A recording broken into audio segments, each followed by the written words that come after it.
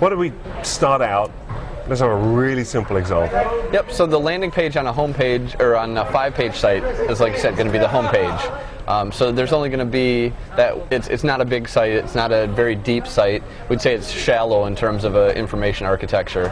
So the landing page is most likely going to be the home page or one of the 5 or 6 pages. So I think we'll start with that, like a local page. So as you mentioned, you're going to start with your keyword research.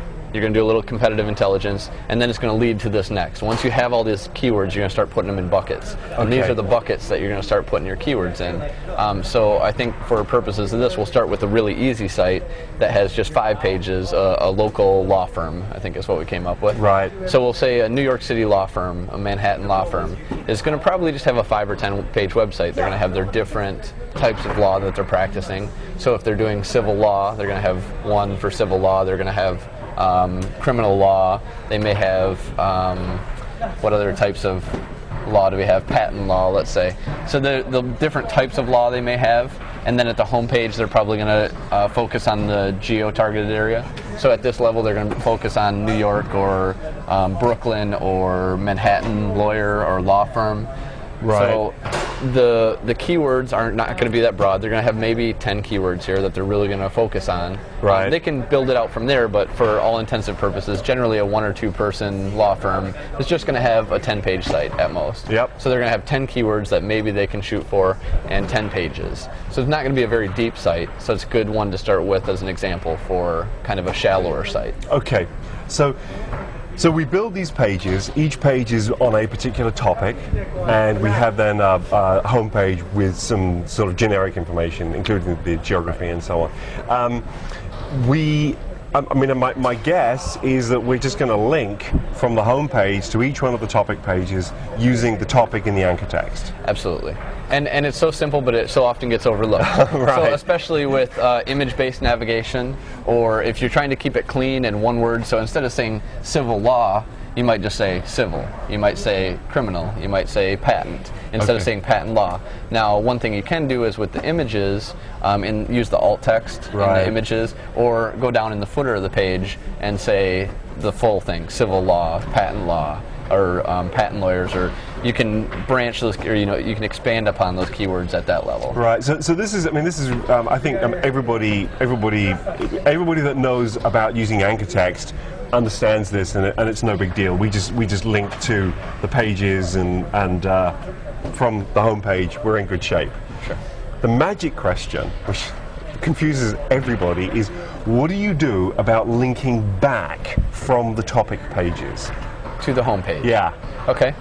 So even within the topic pages, some of the topics might carry over, so you can interlink the topic pages even a little bit. But linking back up to the home page, you're probably going to want to use a little bit of anchor text in there. You don't want to get carried away. This came up in one of the sessions we did, building search engine friendly sites, which is almost exactly what we're doing here. Right. So I like to do it in the home. If I say home and I'm a lawyer, I like to say Bronx law firm home or something like that. Okay. So you don't want to get too carried away with 10 or 15 words, but at the same time you can get a few anchor text words. Or another good way again to do it is in the logo. So you have the logo of the site that's on every single page to link back up for purposes. For the user, all you need to use is home. You just say home and the user links on it, but home doesn't really help you in any way for search. Right. So you want your anchor text keywords in there, and that's where you use the alt text for the image or footer links. Right, and in that you would, in that particular link, you would reference back the types of terms which you're wanting to optimize for on the homepage, which would include the geographic region in this particular case. And I wouldn't get too carried away with the anchor text linking back to the homepage with a lot of different, because then it starts to become a usability issue. Yeah. But more in the footer links, in the places that are out of the way for the user is kind of where you want to try to get that in, and you want to get that fine line of usability and SEO. So. Yeah, understood. Okay, so you said something in there that also I think is interesting. The degree to which you want to link from topic page to topic page, is that something that you should strive for? Depending on how closely related they are. So if let's say they're doing patent law, and they also have a trademark law section, there's some basic carryovers there where they might be talking about patent law, and then within the anchor or within the body copy, is going to be ultimately the best way to link back and forth. Okay. So the body copy links internally are always going to be more valuable than the navigation links, which is an important point to make. The sidebar or the top navigation that's on every page is not going to be quite as valuable in describing the page as what's within the body of the page. Okay, I think actually that's a really important point that it is maybe people don't quickly understand. It's quite a difficult concept, but the search engines have become quite good at working out on a given page what's nav and what's body. Right. Even though it's all just this block of HTML. Yep, and that's the perfect word. The concept for it is block level analysis. So Right. they say, here's the block of navigation, here's the block of top level navigation, here's the real meat of the site. And they strip this out and they say, okay, here's what's really important. We're going to give more weight to this body by way of this block level analysis of the page. Okay. Okay. So the linking that you might want to do between topic pages, basically, you don't want to link from this topic page to these four. But Right. if there is something that you can put from an editorial point of view in the copy that makes sense, why not link to it? Right, especially on a smaller site like this, there's going to be interlinking within the body copy. If there's some place to link from the navigation, that's when we start getting into the deeper areas of the site. If you can get 3 categories and then 3 categories at the top level and stuff that should go below that, then you start building out to this next level that we'll discuss for the next example. Okay, cool. So, very simple example, great place to start. Next example. Yes. I think a common one is Blogs. The greatest thing, WordPress is about the greatest thing to happen to SEO because they almost did all this work for you on the back end. WordPress really gave us all these great tools in terms of mod rewrite and pretty URLs and all kinds of other stuff that are great for URLs. And the other thing they did really well was introduce categories. You had to use categories, otherwise you ended up all in the general category. And then you ended up with 50 posts in the general category versus building out a couple posts in each subcategory. Right. So a blog gives us a good example of categories and subcategories. So I was thinking a nationwide law firm that decides to go and blog for exposure, decides to talk about the industry news, decides to talk about different types of laws, and then subcategories of that, or maybe they have 5 or 6 writers on it. So they're doing a fair amount of content where they're going to build out, 100 pages a month or something like that. Okay. At that point, the information architecture becomes even increasingly more important because there's more content that's going to be on the site, more content battling for that link juice. To be the most important page on the site, to be at least seen at the higher level of the site. right. Okay, and I think also that this example site is sufficiently complex that that in the search engine results, although it is possible that somebody will come into the home page of the blog, it seems likely that they're going to come in on one of these other pages as well. It's very likely that they can come in on a subcategory. Yeah, whereas I think in the previous example that was a low probability they probably would come in on the home page. Right. It's so simple. Based on the content and the inbound linking, the link equity of the site and the overall volume of content. That's what's really going to decipher that. Okay, so what we've got a homepage of the site. Here we've got these are category pages. Right. So these are going to be the category pages that link to each individual post, and then each individual post is in brown. Is that correct? Correct. Okay, Yep. cool. So, how do we do it? What do we link? Okay, so we start up here with lawfirmbloggers.com or whatever we are. Right. We're law bloggers, so there's 10 law bloggers. They're blogging every day. Each one decides to write an article on whatever. We have a trademark attorney that decides I'm going to write about trademark. Okay. So we'll have the trademark category, and then we'll have the the criminal category. So then within the criminal category, that's still pretty broad if you're talking every day and there's one guy that's blogging 3 or 4 articles a week. There's criminal law as a whole entity upon itself. Right. So then we start building into this next level of criminal law. We have maybe theft, or we have DUI, or we have whatever different crimes, and it might be able to get broke down by crime or by crime type at that level. Okay. And there's a multitude of ways you can break down this structure, and ultimately what it is deciding ahead of time what your content is going to be about and being structured about your content creation.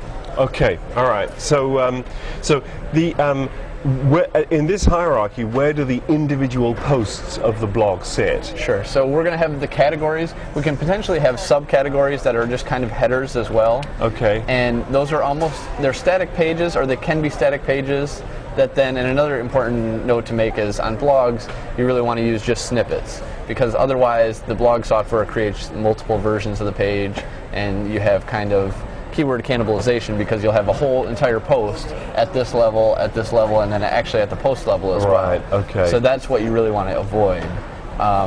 And another thing with blogs is the timely nature of them. When they're launched, they're going to rank higher because they're near the top of the information architecture, because it's date-based. Right. So it's time-based. As you post more stuff on top of it, it's pushing everything down. So a post from 2005 is never going to rank as well, because it's always going to be further down the site architecture based on the fact that they're organized by time. Got it. Okay. Okay. So an individual post, in this example, probably lives at this level or one level below? Yeah, it's actually going to be, it will be at this level and below, and it'll be at this level and below. Got it. So it'll be linked from both of those.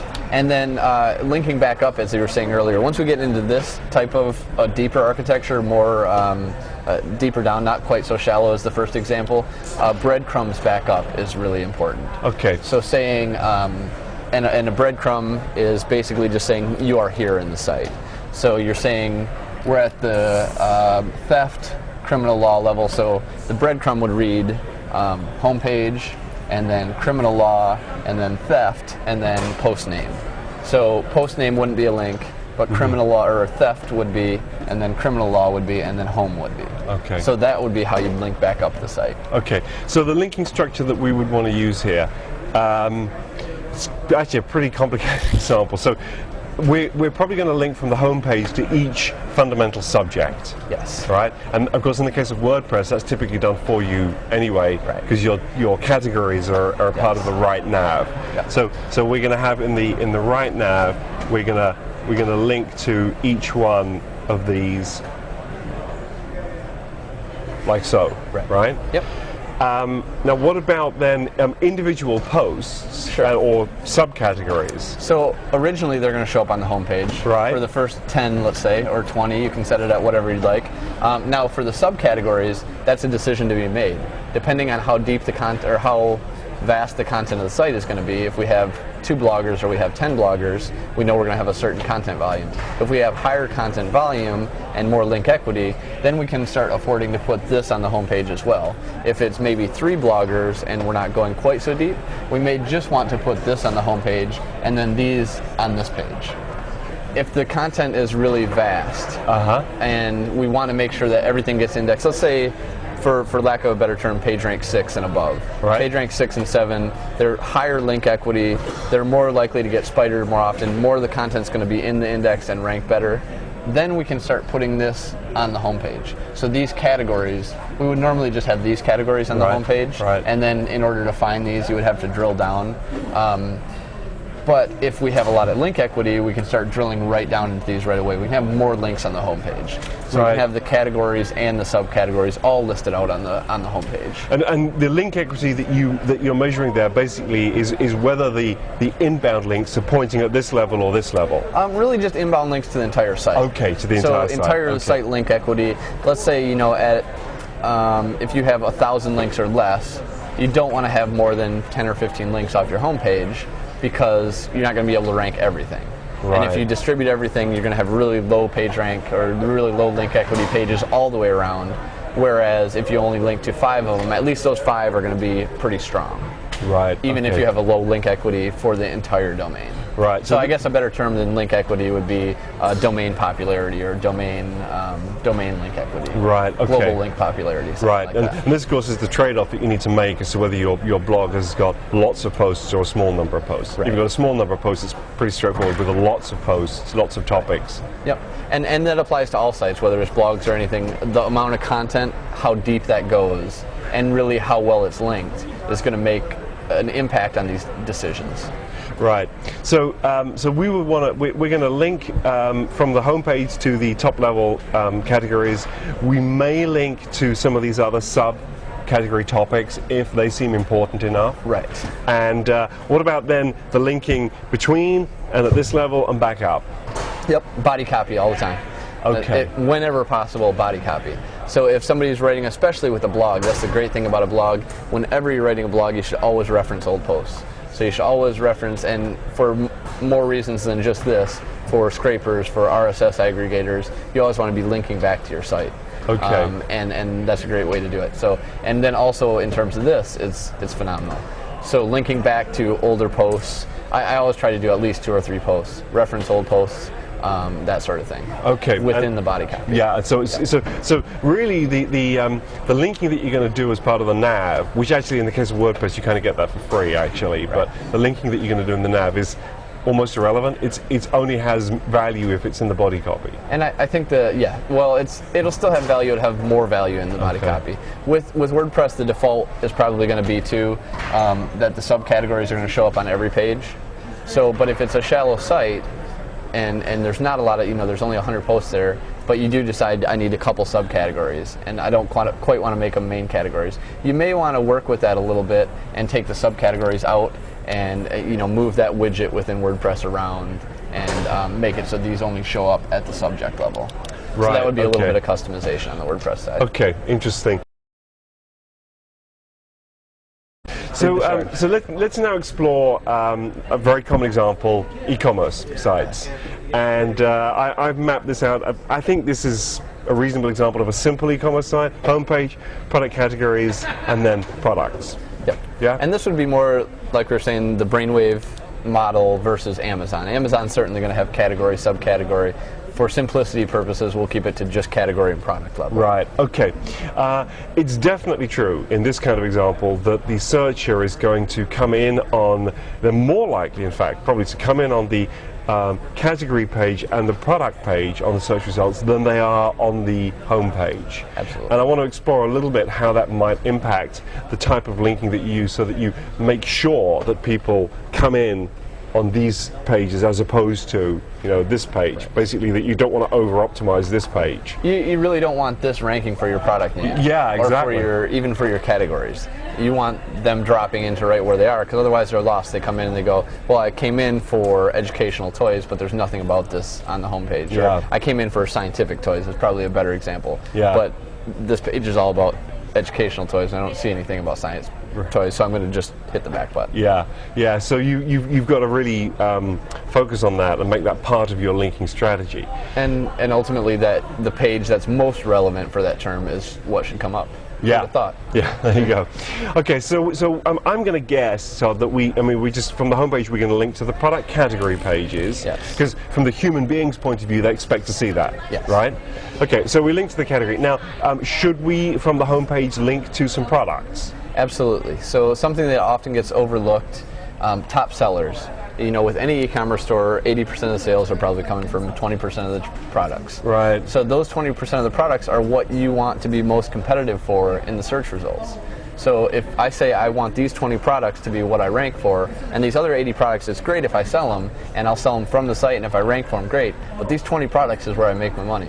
You want these to appear to the search engine as more important than the 80 that you don't sell as many of. And it starts becoming a self-fulfilling prophecy, obviously, of the stuff that you rank best for, you're going to sell more of, but you also know your industry to know what's selling best. Right. So the really hot products, you want to link in anchor text from your homepage, because instead of being 2 levels deep now, it's really appearing to the search engines at this level.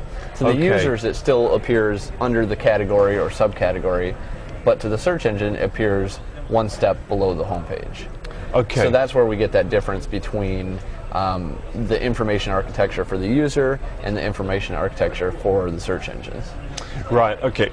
So we link to them from the homepage. Would we, going back to the topic of what you link to in navigation structure versus the body copy, would it be worth in the body copy of the homepage, linking to a few of your top sellers? Definitely. Okay, and you just write some copy that looks reasonable that says here are our top sellers. Yep, absolutely. And even going one step further than that, the really top sellers, you might want those linked from every page, because then they become really the most linked pages of the site. Okay. And by being the most linked page of the site, they're seen as the most important by the search engines.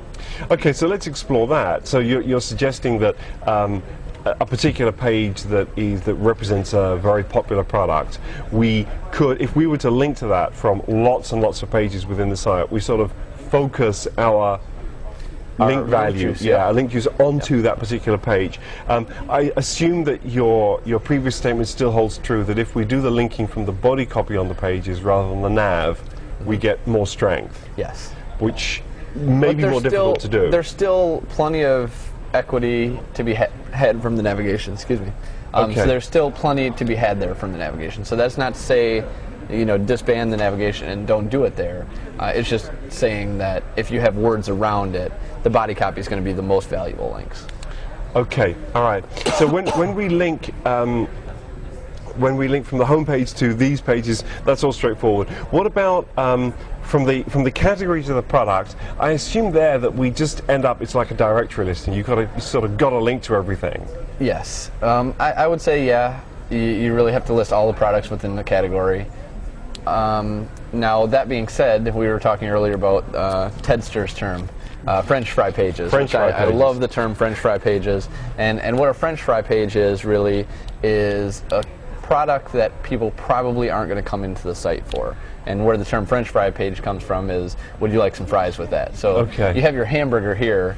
Nobody's going to search for fries on a search engine, we'll just say. And I'll give a better example in a second. But we're just saying, would you like some fries with that? The search engines are nobody's going to come through a search for fries. Right. Just as the example. And so that's where the term French fry page comes from. A real world example would be something like cell phones. If we're selling cell phones at this level, people are very, very unlikely to search for, a BlackBerry certain kind of cover. And if they do, they're probably searching for a BlackBerry cover, so you have one term where you might have 20 variations of that product. You might have a black one, a blue one, a red one, a green one, a polka dotted one, and you don't want all of those in the search engine index. Okay. Because those are really diluting your link popularity. If you have your BlackBerries, and then after your BlackBerries you're linking to all those 10 BlackBerry covers, all of a sudden you have 10 more pages that don't really necessarily need to be in there. So we'd call those the French fry pages because we don't want those getting indexed by the search engines. And the solution to that is, even though they're linked from these pages, we would put those in a folder. You could no-follow them is the easy way to do it, but I don't suggest, I'll stay off my no-follow rant for today. Okay. I think there's another video. I have my no-follow rant in there now, so you can direct them over to that one and hear me rant about no-follow. But the better solution is to put it in a robots.txt category or folder. So we would say site.com/BlackBerry or site.com/noindex/BlackBerry/ whatever it is. And then we would no-index, or we would robots.txt that no-index folder. So I want to explore this a little bit. I mean, I think this is a complex topic. Why is it that if you have these additional low-value pages, surely those pages could themselves be linking to something else on the site that would help the site in other ways? Are you suggesting that you lose more than you gain? Yes. Yes. And what do you lose? The bigger the site gets, the less link value each one gets. So there's only X percentage of link juice to go around the site. If you have 100 pages, that flows to the 100 pages. If you have that same link juice and all of a sudden you have 150 pages, you just and those 50 pages are of low value from an external search perspective. From the fact that people are going to find those 50 pages through Google, through Yahoo, through whatever.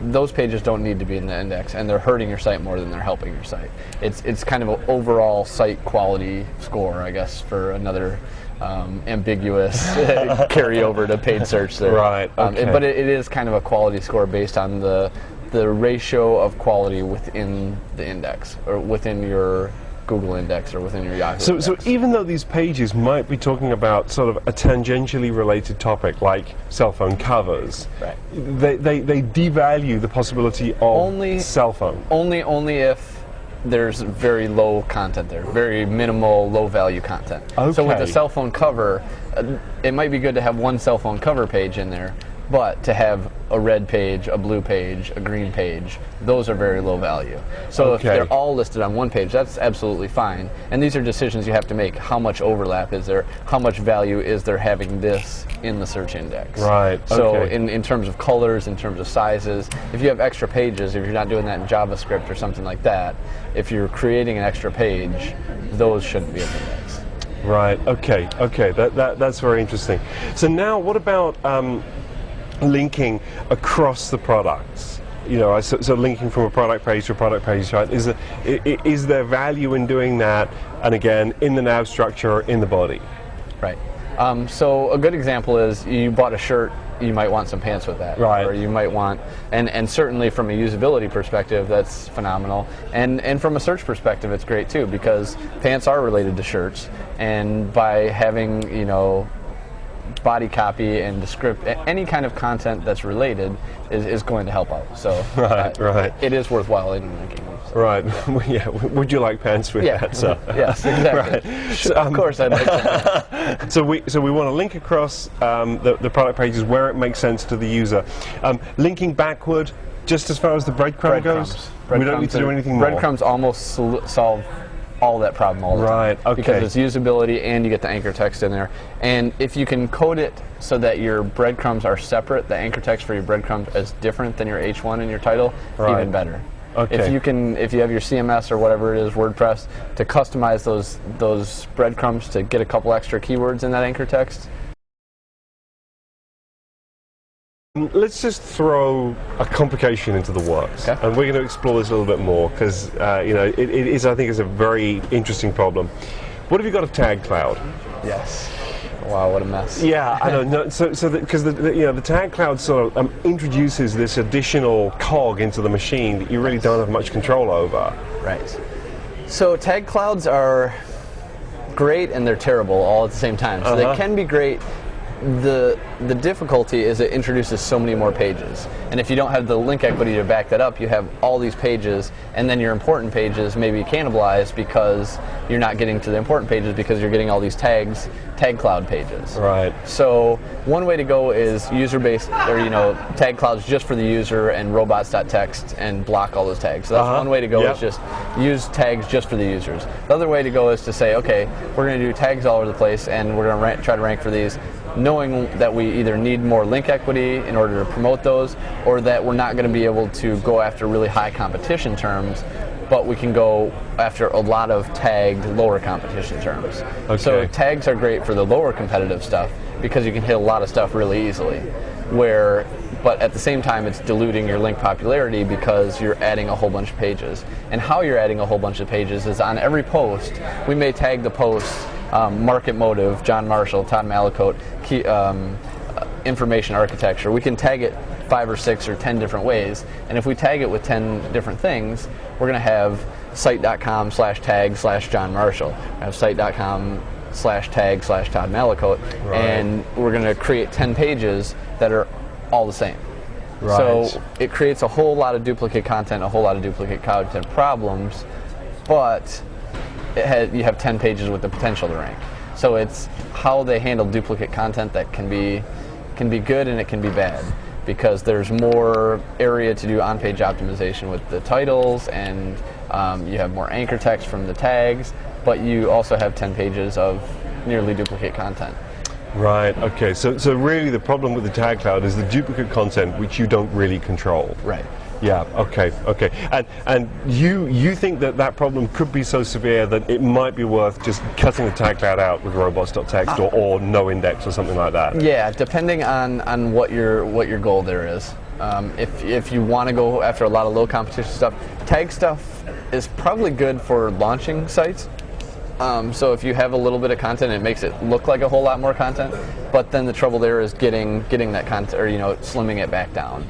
I would probably go the route of disallowing that, but I'm sure there's people that have had a lot of success with tags. So it's interesting. Okay. I don't have a great clear-cut answer on that one. I'd say a case-by-case basis of what is trying to be accomplished. Yeah. Okay. Interesting. All right. So let's use Another point worth making is tags are great for internal search functions. So it is a great user thing, and that's where you can just block it and say, okay, we don't need it from an external search perspective. We don't need to be creating all these pages because it is duplicate content. But it's a great way for users to find information that they're looking for within the site. Yeah. I mean, I think that personally, I think the tag clouds work incredibly well, and they're often a very good way for the users to quickly work out what is this website all about. If you just look at the tag cloud, you get a really good feeling for what is the universe of stuff being discussed. Yeah. But not necessarily good for robots.